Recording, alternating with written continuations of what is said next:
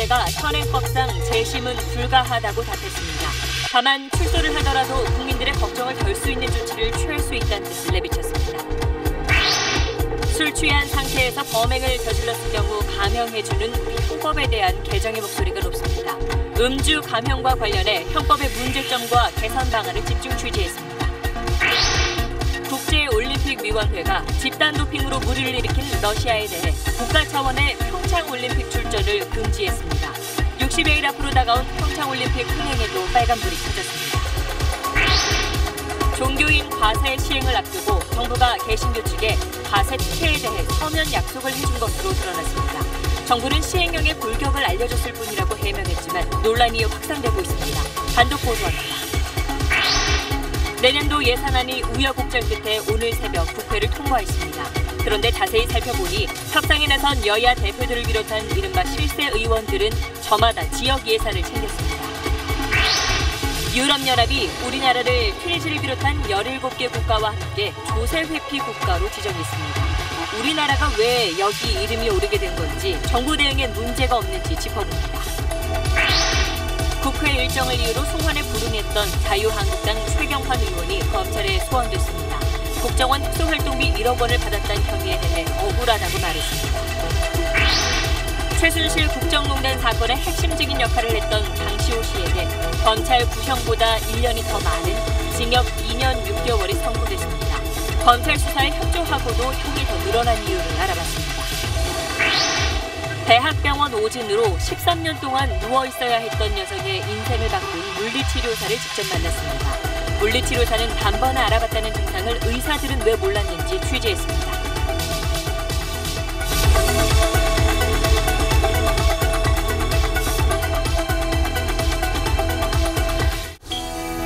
공기청정기가 도로 위로, 내일을 바꾸는 현대수소 전기차. 여러분 안녕하십니까? 8살 여자아이에게 끔찍한 성범죄를 저지른 조두순. 이 조두순의 출소를 막아달라는 국민청원에 청와대가 답을 내놨습니다. 현행법상 불가능하다는 겁니다. 술에 취했다고 봐주는 음주 감형을 폐지해달라는 요구에는 신중한 입장을 보였습니다. 첫 소식은 정유미 기자입니다. 조국 청와대 민정수석은 2020년 12월 출소하는 조두순에게 무기징역형을 내리기 위한 재심은 현행법상 불가능하다고 밝혔습니다. 형이 확정된 경우 처벌받은 사람의 이익을 위해서만 재심이 가능하기 때문입니다. 대신 출소 뒤 전자발찌 부착 기간을 더 늘릴 수 있고 24시간 전담 관리도 가능하다고 설명했습니다. 정부는 조두순이 피해자 또는 잠재적 피해자 근처에서 돌아다니는 일은 반드시 막도록 하겠습니다. 조두순을 징역 12년 형량에 그치게 한 음주 감형 제도를 없애달라는 청원에 대해선 신중한 입장을 보였습니다. 조두순 사건을 계기로 성범죄자에겐 술에 취했다는 게 이미 감형 이유가 되지 않고 모든 범죄로 확대하기엔 무리가 따른다는 겁니다. 술 마시고 싸워서 서로 폭행이나 상해를 입힌 경우가 많이 발생합니다. 그 경우 무조건 엄벌해야 되는지 이런 문제가 발생합니다. 조국 수석은 음주 감형 폐지 법안은 국회에 발의돼 있다면서 결정을 국회의 몫으로 넘겼습니다. SBS 정유미입니다. 자, 청와대 설명에 이어서 음주 감형에 대한 논란 집중적으로 다뤄보겠습니다. 조두순 사건 뒤에 성범죄는 음주 감형을 안 해도 되는 법조항이 생겼습니다만 다른 범죄는 변화가 없습니다. 여전히 술 취했다는 게 감형 사유가 되면서 피해자만 억울해하고 있습니다. 그러다 보니까 술 취했다고 하면 봐주겠지 하는 잘못된 풍토도 사라지지 않고 있습니다. 지금 이 사건의 경우는 어떤지 확인해 보시죠. 김종원 기자입니다. 밤 11시가 넘은 시간 호텔 복도. 손님 2명이 퇴근을 하려던 호텔 직원의 머리채를 잡습니다. 뺨을 때리더니 얼굴에 배에 주먹을 날리고 기둥에 머리를 밀칩니다. 경찰이 왔는데도 직원의 머리채를 놓아주질 않습니다. 키를 줘야 들어간다고 키를 달라고 그래요. 그래서 손님들한테 드렸을 거다 했더니 막 언성이 높아지면서 자기네들은 분명히 프롬프에 맡기고 갔다는 식으로 막 저를. 하지만 직원이 설명했던 대로 손님이 저녁을 먹으러 나가기 전에 자기 옷주머니에 방 열쇠를 넣는 장면이 CCTV에 찍혀 있었습니다. 다음 날 가해자들은 술 핑계를 댔습니다. 골프를 치고 병원에 왔더라고요. 술에 취해서 그랬네. 뻔한 말이잖아요. 술 먹어서 그렇게 했으니까 미안하다 뭐 그런 식인데. 경위를 묻는 기자의 질문에는 술김에 그럴 수 있는 거 아니냐는 취지의 변명을 했습니다. 그 직원이 이제 맞은 거예요. 그러니까 60이 넘은 사람들이 술을 한잔 하신다. 음주 감형에 대한 이들의 이런 기대를 뒷받침할 만한 법원의 판결은 이어지고 있습니다. 2년 전 부산에서 술에 취한 20대 3명이 행인을 폭행해 숨지게 한 사건에 대해 법원은 술에 취해 우발적으로 범행한 점을 감안했다며 징역 2년에서 3년형을 선고했습니다.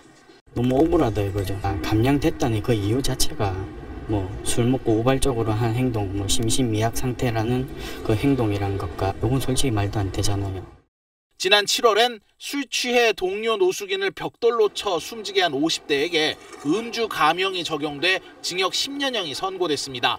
법원의 양형 기준에 따라 음주 감형 적용이 엄격해지고 줄어들고 있다는 게 법조계의 일반적인 평가지만 사건 피해자들과 국민들의 사법 정의감을 훼손하는 음주 감형 조항을 시급히 손봐야 한다는 목소리는 커져가고 있습니다. SBS 김종원입니다. 앞서 조국 수석의 말대로 음주 감형 조항을 개정하거나 폐지하는 건 법을 만드는 국회의 몫입니다. 사실 그동안 여러 차례 입법 시도가 있었는데 매번 국회 문턱을 넘지 못했죠. 이번에는 어떨지 박하정 기자가 짚어보겠습니다. 제일 화났던 부분은 술에 취해서 변별력이 없고 나는 이 부분이 다른 거에 비해서는 이건 제일 화가 나요. 음주 감형과 관련된 형법 10조 2항은 심신미약, 즉 사물을 분별할 능력이 미약한 상태였다면 반드시 형을 줄여주도록 하고 있습니다. 술에 취했던 조두순이 이 때문에 감형되자 비판 여론이 거세게 일었고 성폭력 범죄에는 감형을 안 할 수 있도록 법이 개정됐습니다. 그런데 2015년 기준 성폭력 피의자의 30%가 술 취해 있었지만 살인은 34%, 상해는 42%, 방화는 45%의 피의자가 음주 상태였습니다. 성폭력 아닌 범죄에서 술 취한 피의자 비율이 더 높은 실정입니다. 그래서 19대 국회에선 술 취해 범행하면 형을 줄여주지 못하게 하는 법안, 상습 만취 범행은 형량을 2배로 늘리는 법안 등이 발의됐지만 모두 폐기됐습니다. 분별 능력이 없다면 잘못에 대한 책임도 물을 수 없다는 형법의 대원칙이 가장 큰 이유였습니다. 이번 20대 국회에도 유사한 법안이 여러 건 발의됐습니다. 음주했다. 그래서 감형한다. 말이 됩니까? 네, 그 부분에 대해서는 여러 의견이 좀 있는 걸로 알고 있습니다. 네, 한번 종합적으로 한번 검토를 해보겠습니다. 박상기 법무장관이 형사정책연구원장 시절 음주 감형 조항을 연구한 적이 있어 정부가 전에 비해 적극적으로 의견을 낼 가능성이 있습니다. 네, 우리 형법에 면책 규정은 있지만은 명정 상태에서의 범죄 행위에 대한 처벌 규정은 없습니다. 형을 감경한다를 형을 감경할 수 있다 등으로 고쳐 법원 판단으로 감형 여부를 정하도록 하거나 몇몇 범죄를 특정해 감형을 제한하는 규정을 만드는 방안이 대안으로 제시되고 있습니다.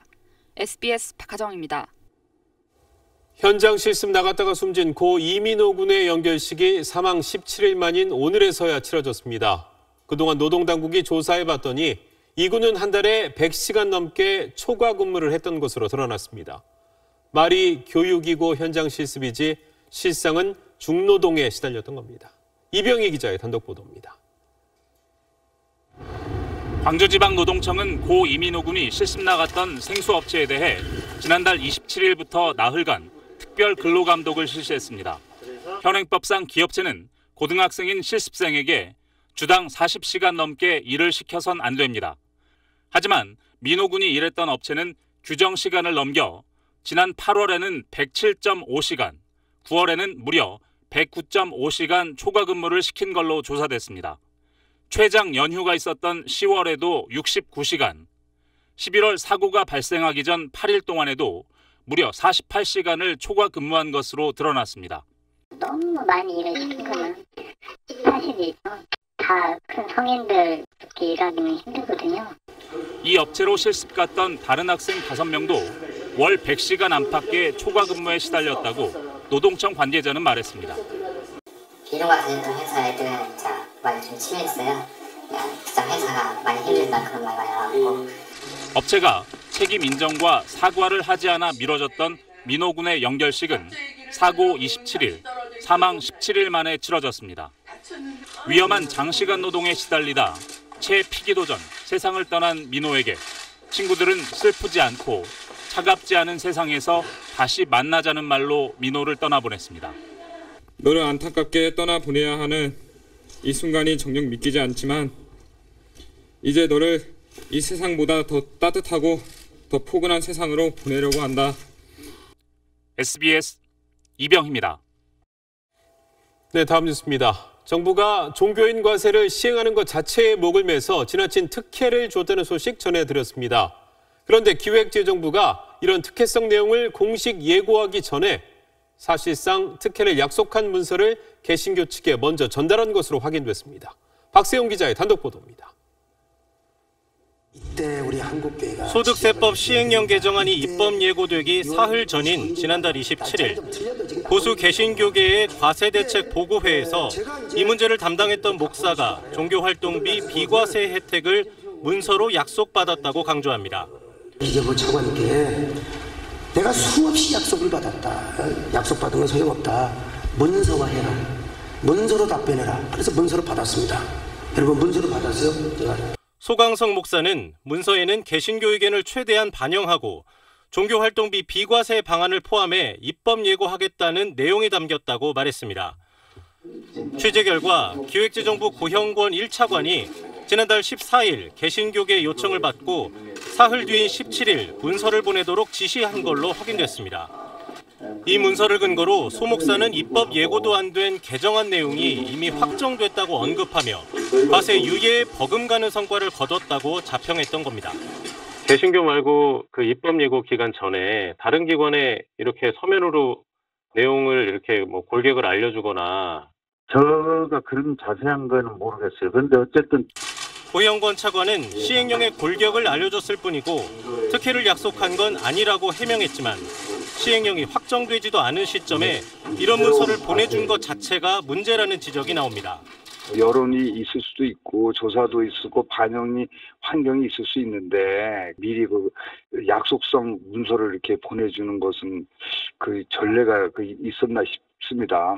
종교인 비과세 혜택의 상한이라도 설정해야 한다는 비판이 제기되고 있지만 기재부는 엄두가 안 난다고 하고 있습니다. 기재부 관계자는 종교계가 엄청난 곳이라면서 종교활동비는 성역이고 거기에 상한선을 둔다고 하면 또 뒤집어질 것이라고 말했습니다. SBS 박세용입니다. 100달러짜리 초정밀 위조 지폐 일명 슈퍼노트가 발견됐습니다. 지금까지 한 번도 나오지 않았던 새로운 위조 지폐입니다. 잠시 뒤에 전해드리겠습니다.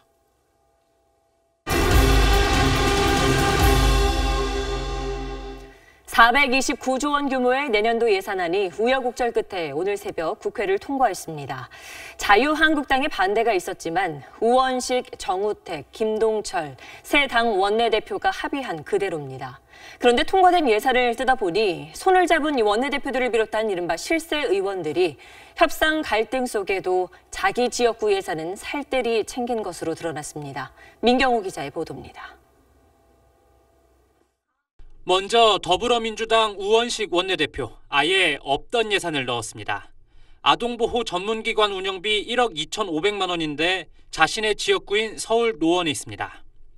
자유한국당 정우택 원내대표도 지역구 청주의 하수관 정비 사업, 국도 건설비 등으로 15억 원가량을 추가로 받았습니다. 이용호 국민의당 정책위 의장은 기재부에서 지역구 예산의 난색을 표해 예산 합의를 깨버릴 수 있다고 압박한 걸 SNS에 스스로 공개하기도 했습니다. 협박성 발언 덕인지 지역구 예산 52억 원을 더 내려보냈습니다. 세부 예산까지 다 다루는 예산결산특별위원회 의원들도 마찬가지입니다. 예결특위 황주홍 국민의당 간사는 어업보상비와 갓길 정비 등 취재된 것만도 지역구 예산 증가분이 60억 원에 달합니다. 다른 의원들도 예산안을 처리하고 나선 지역구 예산을 많이 챙겼다며 보도자료 내기에 바쁩니다. 국회가 실질적으로 복지나 민생 예산보다는 지역구 챙기기 예산에 더 힘을 쏟은 결과가 아닌가 그런 아쉬운 점이 있습니다.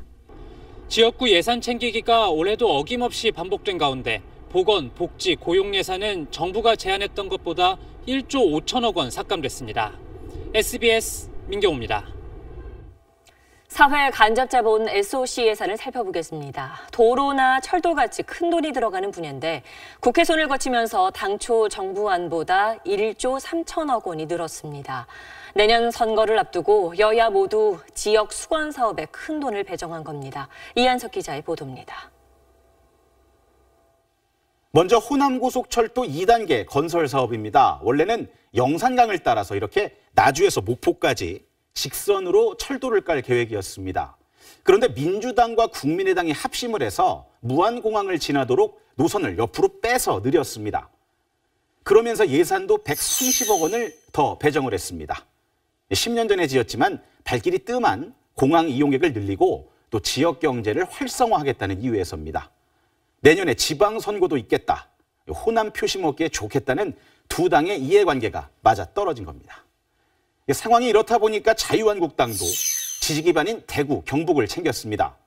영천 복선전철과 또 대구 순환고속도로에 각각 800억, 300억을 증액을 했습니다. 정부가 예산을 터무니없이 깎아놔서 주민에게 약속한 완공 시기를 맞출 수 없었기 때문에 최소한만 늘렸다는 겁니다. 여야 할 것 없이 슬그머니 늘린 각종 건설사업 예산이 이렇게 모두 1조 3천억 원에 달합니다. 이런 SOC 예산 늘리기는 매년 있었습니다. 그래도 최근 6년 동안에는 4천억 원대였는데 올해는 3배를 뛰어넘습니다. 선거를 의식한 지역 수건사업 예산 늘리기 이렇게 비판을 해도 노이즈 마케팅이라고 하죠. 알려만 지면 표에 도움이 된다고 해서 반복되고 있는데 이제는 그만하게 할 대책이 필요할 것 같습니다. SBS 이한석입니다. 어렵사리 예산안에 합의한 뒤 뒷북 반대로 돌아서고 법인세 표결은 의원총회하다 놓쳐버리고 이번 예산안 전국에서 나타난 제1야당 자유한국당의 행보를 두고 당 안팎에서 뒷말이 무성합니다. 권단 기자가 보도합니다. 자유한국당 의석이 텅 빈 가운데 법인세 인상안이 상정 12분 만에 통과됐습니다. 의원총회를 하다가 소식을 들은 한국당 의원들이 허겁지겁 본회의장으로 달려왔습니다. 제1야당이 들어오지도 않았는데 우리가 안 들어온다고 말씀도 안 드리지 않았습니까? 11시간 동안 시간 드렸으면 됐지 지금 여러분들을 항의하실 저는 입장이 아니라고 생각해요. 때늦은 화풀이만 의장에게 쏟아냅니다.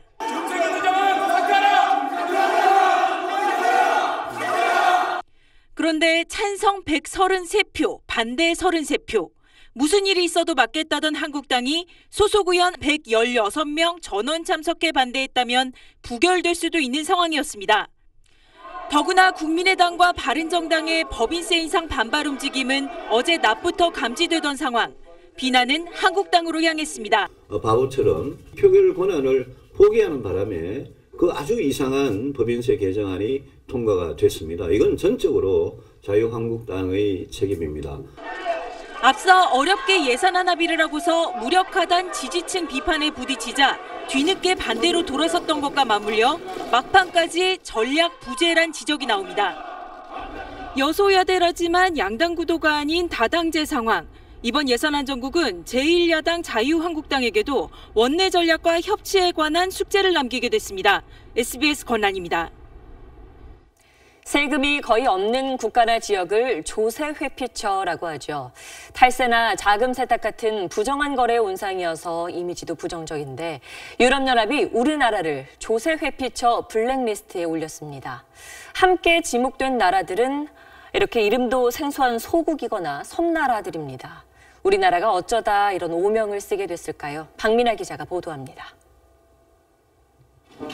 정부는 김동연 경제부총리 명의로 EU에 긴급 서한까지 보냈지만 조세 회피처 지정을 막지 못했습니다. EU에게는 제가 방송에서 안 하는 게 좋을 것 같아요. EU는 외국인 투자 지역 등에 입주한 기업에게 5년에서 7년까지 소득세와 법인세를 감면해주는 한국의 제도를 주로 문제 삼았습니다. EU의 발표문에는 한국이 유해한 조세 특례를 내년 말까지 개정하거나 폐지하겠다고 약속하지 않았다는 짧은 설명뿐입니다. 정부는 OECD 기준에도 맞지 않고 조세 주권을 침해할 우려가 있다며 반발했습니다. EU의 조세 회피처 지정 절차는 1년 전부터 시작됐는데 특정 국가가 이번 결정을 주도한 것으로 알려졌습니다. 하지만 우리 정부는 그 이유나 배경조차 아직 모르고 있습니다. 어떤 같아요. 왜 저런지에 대해서 지금 검토 중이죠, 저희들이. EU가 앞으로 어떤 제재를 취할 것인지는 확정되지 않았지만 국가 이미지 추락은 불가피해졌습니다.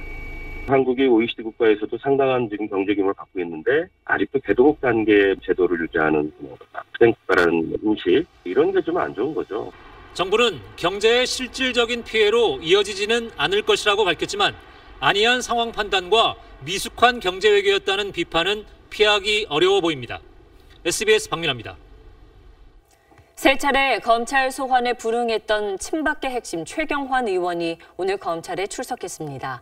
국가정보원으로부터 특수활동비 1억 원을 받은 혐의입니다. 최경환 의원은 억울하다고 말했습니다. 박원경 기자입니다. 최경환 자유한국당 의원이 오늘 오전 검찰에 나왔습니다. 공정하지 못한 수사에 협조할 수 없다며 2차례 출석을 거부하고 어제는 국회 예산안 표결 참석을 이유로 또 한 차례 출석을 거부한 끝에 검찰 소환에 응한 겁니다. 현재 검찰 수사는 정치 보복성 수사라고 비판해왔던 최 의원은 오늘도 억울함을 토로했습니다. 오늘 검찰 수사의 성취를 위해서 저의 억울함을 소명을 하도록 하겠습니다. 최 의원은 경제부총리 겸 기재부 장관이던 지난 2014년 10월 국가정보원으로부터 특수활동비 1억 원을 받은 혐의를 받고 있습니다. 검찰은 지난 2014년 댓글 사건이 불거진 뒤 야당 의원들을 중심으로 국정원 특수활동비 축소 움직임이 일자 이를 막기 위해 국정원이 최 의원에게 돈을 건넨 것으로 보고 있습니다. 당시 최 의원은 예산 편성에 영향력을 행사할 수 있는 기재부 장관이었던 만큼 이 돈은 대가성 있는 뇌물이라는 게 검찰의 판단입니다. 앞서 검찰은 1억 원을 줬다는 이현수 전 국정원 기조실장의 진술과 이병기 전 원장의 자수서를 확보한 걸로 알려졌습니다. 검찰은 최 의원을 상대로 금품 수수와 대가성 여부를 조사한 뒤 구속영장 청구 여부를 결정할 예정입니다. SBS 박원경입니다. 비선 실세 최순실 씨의 조카 장시호 씨가 1심에서 징역 2년 6개월을 선고받고 법정 구속됐습니다. 국정농단 수사 과정에서 적극적으로 협조해 특검 도우미라고 불리기도 했는데 엄한 처벌을 피하지 못했습니다. 손형한 기자입니다. 장시호 씨는 삼성이 동계스포츠 영재센터에 후원금 16억 원을 내도록 압박한 혐의 등으로 지난해 11월 구속됐습니다. 구속된 뒤 장 씨는 돌연 태도를 바꿔 수사에 적극 협조했습니다. 이모 최순실 씨의 국정농단 증거가 담긴 두 번째 태블릿 PC를 특검에 제출하며 특검 도움이라는 별명까지 얻었습니다. 특검에서 요구해서 제출한 것이 아니라 그 피의자가 자발적으로 제출하였습니다. 검찰은 장 씨가 수사에 협조한 점을 고려해 비교적 낮은 1년 6개월을 구형했지만 재판부는 구형량보다 1년 높은 징역 2년 6개월을 선고했습니다. 재판부는 장 씨가 최순실 씨의 영향력을 이용해 범행을 저질렀다며 수사나 재판에 협조한 점을 참작하더라도 실형 선고가 불가피하다고 밝혔습니다. 또 이 사건의 범행으로 가장 많은 이익을 본 사람이 장 씨라고 강조했습니다. 선고 결과에 장 씨는 아이를 돌볼 사람이 없다며 구속은 면하게 해달라고 호소했습니다. 김종 전 차관은 삼성 후원금 강요 부분을 제외한 나머지 공소사실이 모두 유죄로 인정돼 징역 3년을 선고받았습니다. 법원은 특히 장 씨가 최순실 씨, 박 전 대통령 등과 순차적으로 공모해 범행을 저질렀다고 판시해 향후 박 전 대통령과 최 씨의 재판 결과에도 적잖은 영향이 있을 것으로 보입니다. SBS 손영환입니다. 13년 동안 누워 지낸 환자가 치료약을 바꾼 뒤에 일어났다는 소식 어제 전해드렸죠. 뇌성마비라는 처음 진단이 잘못됐던 건데 여기에 의문을 제기한 건 의사가 아니라 물리치료사였습니다. 이 물리치료사를 TBC 박영훈 기자가 만나봤습니다. 경력 28년의 물리치료사 윤명옥 씨는 지수 씨를 처음 본 날을 잊지 못합니다. 무려 13년 동안 뇌성마비 장애인으로 살아왔다는 지수 씨의 정세는 전형적인 내성마비 환자와는 분명 달랐습니다. 그런 아이들이랑은 움직임이 분명히 틀렸어요. 제가 봤을 때는 분명히 움직임을 조절 못하는 건 맞았거든요. 맞았는데 내성마비에서 나타나는 양상이랑은 좀 틀리다라고. 윤 씨는 지수 씨의 마비 증세가 아침에는 나아진다는 가족들의 말을 듣고 내성마비가 아닌 제3의 질병일 것이란 확신을 가졌습니다. 진단을 다시 받아보라는 윤 씨의 말에 지수 씨 가족들은 대학병원에 MRI 영상 판독을 의뢰했고 그 결과 13년 동안 지수 씨를 옥죄인 병이 세거화병, 즉 도파 반응성 근육 긴장이라는 뜻밖의 결과를 듣게 됩니다. 세거화병이 매우 드문 희귀 질병이고 내성마비와 증세가 비슷하다고는 하지만 10년 넘게 오진을 확인하지 못한 병원들의 뼈아픈 실수는 두고두고 아쉬움으로 남습니다. TBC 박용훈입니다. 그렇다면 물리치료사가 한눈에 알아챈 것을 국내 유명 대학병원들은 왜 바로잡지 못했던 걸까요? 조동찬 의학 전문 기자가 설명하겠습니다. 지수 씨가 왼쪽 다리를 저는 증세 때문에 지방의 한 대학병원을 찾은 건 3살 때였던 지난 1999년이었습니다. 당시 병원은 뇌성마비라고 진단했고 2012년까지 13년 동안 이 진단이 잘못된 것이라는 사실을 알지 못했습니다. 해당 병원은 뒤늦게 사과했습니다. 환자 진료에 관여했던 병원으로서 환자나 가족분들이 힘든 시간을 보낸 점에 대해서는 안타까운 마음입니다. 이 병원뿐만이 아닙니다. 지수 씨는 혹시나 하는 마음에 13년 동안 4개 이상의 국내외 유명 대학병원을 찾았는데 모두 뇌성마비로 진단했습니다. 그중에는 서울에 있는 유명 대학병원도 있었는데 아무도 지수 씨 병이 뇌성마비가 아닌 세가와 증후군이라는 사실을 찾아내지 못했습니다. 공식적으로는 2002년 10월부터 2004년 8월까지 병원 소아과에서 진료도 하고 조직검사도 시행했지만 그 당시에도 진단이 불명으로. 세가와 증후군은 특정 유전자 이상이 생겨 도파민이라는 뇌신경 전달 물질이 적게 분비되는 병입니다. 200만 명당 1명꼴로 발생하는 희소병이라 이런 환자를 봤던 의사가 드물었던 데다가 이 병이 유발하는 특이한 걸음걸이가 뇌성마비의 증상과 비슷해 오진하는 경우가 많았습니다. 이 질환 자체가 소아신경학 교과서에 소개된 시점입니다. 2014년이거든요. 지수 씨가 만일 희소병 전문의를 만났더라면 4, 5년 더 일찍 오진을 찾아냈을 수도 있습니다.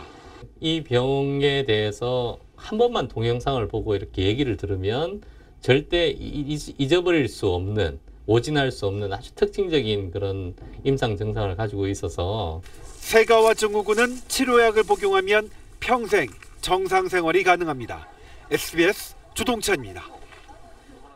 인천 영흥도에서 낚싯배와 충돌한 급유선의 선장과 갑판원이 구속됐습니다. 선장은 유가족에게 죄송하다고 울먹였지만 자신의 책임 문제를 놓고는 계속 말을 바꾸고 있습니다. 전영우 기자가 취재했습니다. 영장실질심사를 받기 위해 인천해경을 나선 급유선 선장은 고개를 숙인 채 사과했습니다. 속상하게 생각합니다. 유가족께 죄송합니다. 갑판원도 조타씨를 비운 사실을 인정했습니다. 그러면서 1, 2분 정도로 잠깐뿐이었다고 주장했습니다. 오늘 안 좋아서 물 한 잔 따가운 물 마시러 갔었습니다. 처음에 낚싯배를 받고 알아서 피해갈 줄 알았다고 진술했던 선장은 계속 진술을 바꾸고 있습니다. 자신은 전방을 잘 살폈지만 레이더에 낚싯배가 제대로 잡히지 않았다며 혐의를 부인한 겁니다. 특히 선장의 변호인은 급유선은 정상적인 항로를 이용했을 뿐이라며 충돌 방지를 소홀히 한 건 오히려 낚싯배라고 주장했습니다. 낚싯배들이 통상적으로 해경의 안전검사를 마치면 앞다퉈 출항하는 걸 문제로 삼았습니다. 낚싯배들이 새벽 물때에 맞춰 한꺼번에 나가기 때문에 서로 낚시 포인트를 선점해야 하는 경쟁이 있다는 지적이 나옵니다. 해경 역시 급유선과 낚싯배 모두 잘못이 있다는 쌍방과실에 무게를 두고 있습니다. 다만 뒤집힌 낚싯배가 급가속한 흔적은 아직 발견하지 못했다고 밝혔습니다. 급유선 선장과 갑판원은 조금 전 업무상 과실치사 혐의로 구속됐습니다. SBS 전용우입니다. 뒤집어진 선체 에어포켓에서 겨우 숨쉬고 있던 생존자들에게 해경이 어디냐는 질문만 30분간 반복했다는 소식 전해드렸죠. 해경은 통화를 계속해 안심시키기 위해서였다고 해명했는데 생존자들도 이렇게 생각했을까요? 이현영 기자가 취재했습니다. 해경 긴급상황실에선 신고자의 휴대전화 GPS를 통해 위치를 파악할 권한이 있습니다. 기술도 갖추고 있습니다. 해경은 이번 사고 당시 GPS 추적을 시도했지만 실패했다고 말합니다. 신고자가 선체 안에 있어서 정확한 위치 추적이 안 됐다는 말입니다.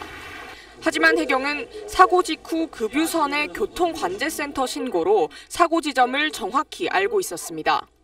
05분에 신고를 받을 때 VTS에서 위치를 알려주잖아요, 저희한테. 네. 그러니까 저희는 이미 위치를 파악을 해서 구조 세력을 보내고 있잖아요.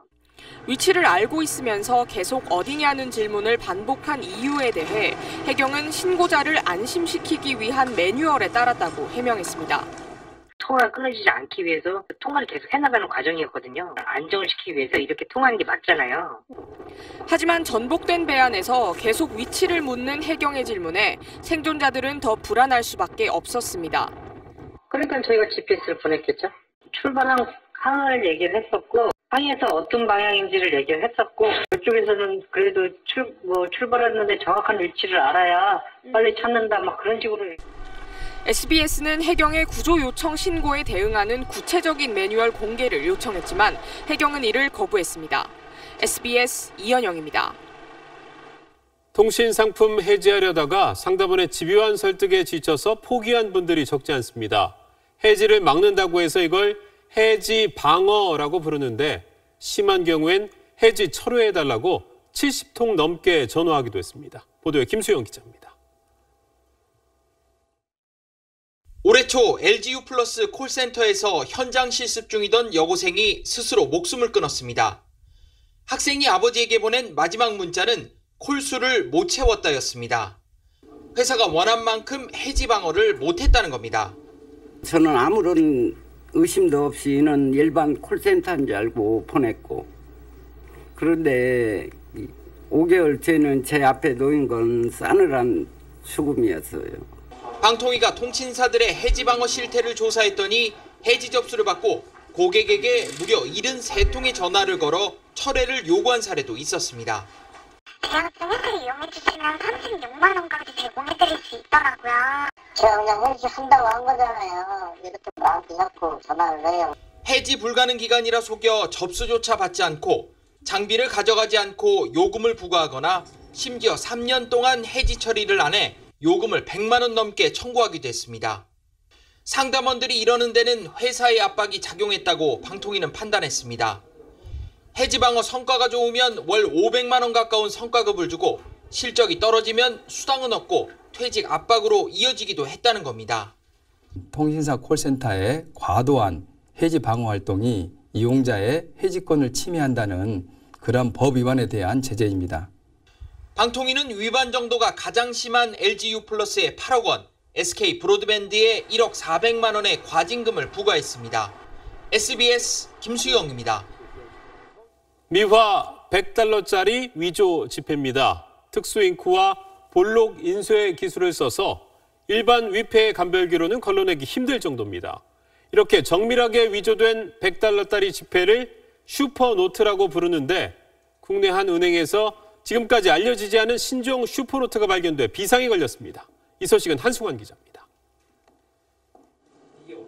지난달 초 서울의 한 시중은행 영업점에서 발견된 100달러짜리 위조 지폐입니다.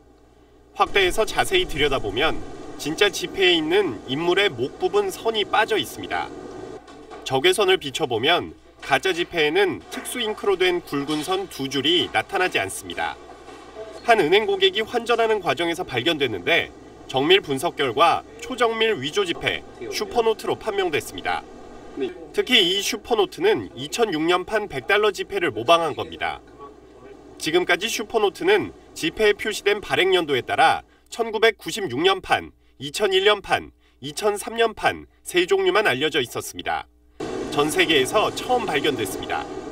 기존 슈퍼노트보다 한 단계 더 업그레이드 됐다고 보시면 됩니다. 위패 감별기를 좀 업그레이드를 하던가 이런 방법을 좀 강구를 해야 될 것 같습니다. 실제로 불빛의 지폐를 비췄을 때 숨은 그림의 외곽선이 기존 슈퍼노트보다 뚜렷하고 일련 번호의 잉크 번짐 정도도 진짜 지폐와 비슷합니다. 영화 소재로도 자주 등장하는 100달러 슈퍼노트는 개인이 만들기는 어려워서 북한의 외화벌이 수단이 아니냐는 의심을 받고 있습니다. SBS 한승환입니다.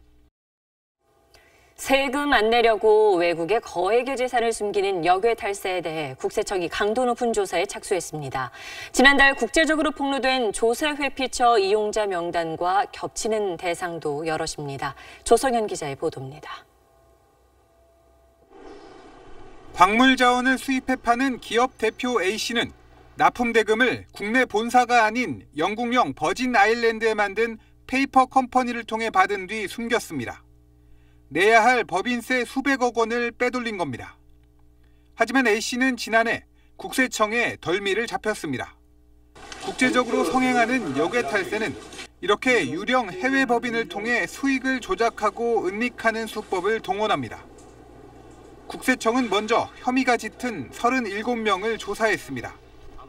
이 가운데 지난달 영국령 버뮤다의 한 로펌에서 유출된 탈세 자료 파라다이스 페이퍼스에 이름이 오른 기업인과 사회 유명 인사도 포함됐습니다.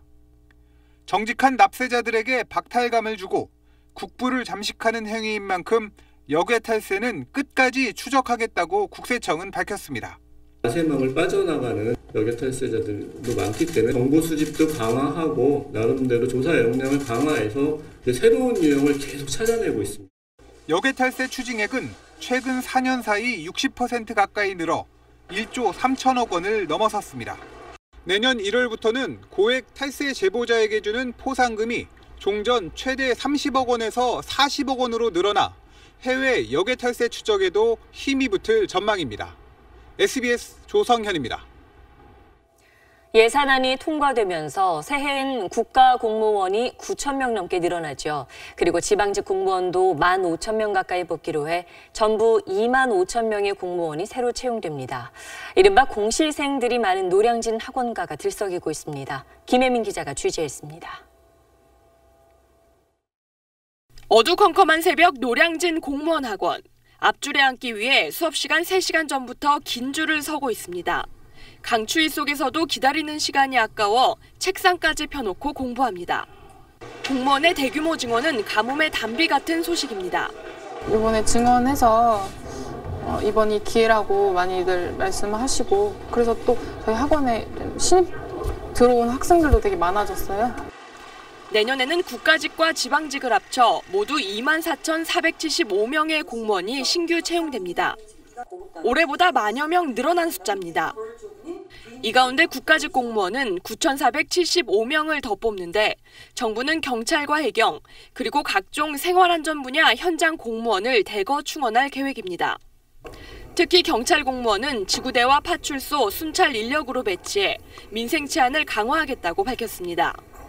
다만 공무원 채용이 늘면서 국가시험에만 매달리는 이른바 공시낭인이 더 많아질 것이란 우려도 나왔습니다. 수험생이 모여드니까 오히려 경쟁률이 높아질까 걱정되는 편도 있어요. 증원되는 공무원의 직종별 인원 조정 작업에 들어간 정부는 구체적인 선발 계획과 일정을 이달 안에 결정할 계획입니다. SBS 김혜민입니다. 미 국방부가 우리나라에서 주한미군 가족을 철수하는 일은 없다고 잘라 말했습니다. 최근 일부 강경파들이 대북 선제 공격을 주장하고 있지만 지금은 비군사적 압박에 집중할 때라는 입장을 재확인한 것으로 풀이됩니다. 워싱턴 손성민 특파원입니다. 미 국방부는 대북 군사 공격의 직전 단계로 인식되는 주한미군 가족 철수와 관련해 가족들을 떠나게 할 계획도 동반 정책을 바꿀 계획도 없다고 밝혔습니다. 군사적 방법을 준비하되 외교 경제적으로 최대한 압박하는 게 먼저라는 기존 정책과 같은 맥락입니다. 사흘 전 공화당 강경파인 그레이엄 의원의 가족 철수 주장을 일축한 겁니다. It's crazy to send spouses and children to South Korea given the provocation of North Korea. 대화 모색을 위해 방북한 펠트먼 유엔 사무차장은 박명국 외무성 부상을 만났습니다. 하지만 미 국무부는 펠트먼이 미국의 메시지를 갖고 간 것은 아니라고 밝혔습니다. 대화는 가능하지만 북한이 원하는 대로 핵무력 인정을 전제로는 마주볼 수 없다는 뜻으로 해석됩니다. We do not accept the nuclear weapons program that they have undertaken, and again, this economic pressure will continue. 미 상원도 대북 제재 법안 2건을 잇따라 통과시키며 북한과 중국 압박에 힘을 실었습니다. 중국의 탈북자 강제 송환을 즉각 중단하라고 촉구하고 북한과 거래하는 중국 기업 10곳의 미국 내 거래를 완전히 금지하는 내용들입니다. 북한의 추가 미사일 발사 이후 시간이 얼마 남지 않았다는 미국 내 우려가 커지면서 행정부는 물론 의회의 움직임도 빨라지고 있습니다. 워싱턴에서 SBS 손성민입니다. 문재인 대통령이 시진핑 중국 국가주석의 초청으로 오는 13일부터 3박 4일간 중국을 국빈 방문합니다. 문 대통령은 베이징에서 시진핑 주석과 정상회담, 국빈 만찬 등을 함께한 뒤 중국 서부 대개발 거점이자 우리 독립운동 유적지가 있는 충칭을 찾을 예정입니다. 이번 방중에선 북핵 공조 방안과 사드 봉합 이후 양국 간 교류 활성화 방안이 주요 의제가 될 전망입니다. 이효성 방송통신위원장은 4기 방통위 정책과제를 발표하면서 그동안 방송 환경이 변했고 지상파의 강점도 사라진 상황에서 지상파 중간 광고 도입을 적극 논의할 필요가 있다고 밝혔습니다. 지상파 방송에는 절대 안 되고 유료 방송에는 된다. 이렇게만 생각하기는 좀 어려운 시점이 되지 않았나. 또 출범 당시부터 특혜 논란이 일었던 종합편성 채널에 대해선 지상파 등 다른 매체와의 규제 형평성을 높이겠다고 말했습니다. 중국 베이징에서 도시 빈민촌에 대한 대대적인 강제 철거가 이루어지고 있습니다. 그런데 중국 특유의 밀어붙이기식 방식 때문에 삶의 터전을 잃은 빈민들은 물론 시민들의 분노가 커지고 있습니다. 베이징 정성엽 특파원입니다. 건물들이 지진을 맞은 듯 산산조각난 채 잔해만 쌓여 있습니다. 베이징 중심에서 남쪽으로 불과 20km 떨어진 따신구 신젠초는 강제 철거로 폐허가 됐습니다. 이곳뿐 아니라 베이징 곳곳에선 도시 서민들이 하루아침에 삶의 터전을 잃었습니다.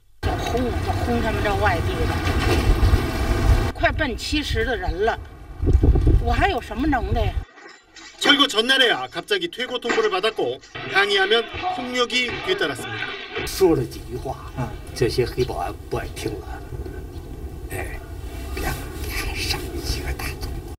아직 이주하지 않은 주민들도 있지만 이미 수도와 전기, 가스가 끊긴 상태이기 때문에 이 추운 겨울을 어떻게 버텨야 할지 막막한 상황입니다. 땔감이라곤 나무 토막이 고작입니다.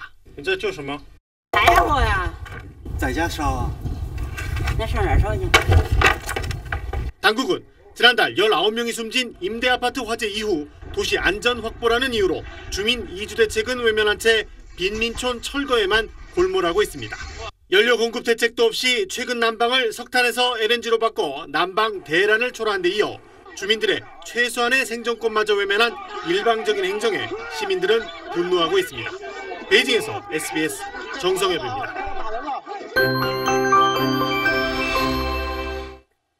대설을 앞두고 밤사이 눈이 내립니다. 내일까지 영서 남부는 최고 10cm, 충북과 경북 내륙은 5cm, 서울은 1cm 안팎의 눈이 오겠습니다. 서울, 경기와 강원도는 내일 새벽 무렵 모두 그치겠고요. 충청, 이남 지방은 내일 오후까지 비가 조금 내리는 곳도 있겠습니다. 추위는 잠시 주춤하겠습니다. 그 틈으로 또다시 미세먼지가 유입되겠는데요. 중서부는 내일 오전에, 남부 지방은 낮 한때 일시적으로 먼지 농도가 높아지겠습니다. 다행히 오후가 되면 대기 확산이 원활해지면서 나아질 것으로 보입니다. 서울과 수도권에 내리던 눈발은 조금은 약해졌습니다. 하지만 밤사이 다시 중부와 남부 내륙에 눈이 내리겠습니다. 내일 서울의 아침 기온은 0도로 오늘보다 높겠고요. 동해안의 건조특보는 내일도 이어지겠습니다. 당분간 눈과 비가 자주 내릴 것으로 전망되고 있습니다. 날씨였습니다. 현장 실습 중에 숨진 이민호 군 연결식에서 한 친구가 고별사를 했습니다. 슬프지 않고 차갑지 않은 세상에서 다시 만나자고 말이죠. 이 학생들에게 세상은 왜 차갑고 슬픈 곳이 됐는지 잘못한 어른들이 이젠 바꿔줘야 할 겁니다. 뉴스 마치겠습니다. 고맙습니다.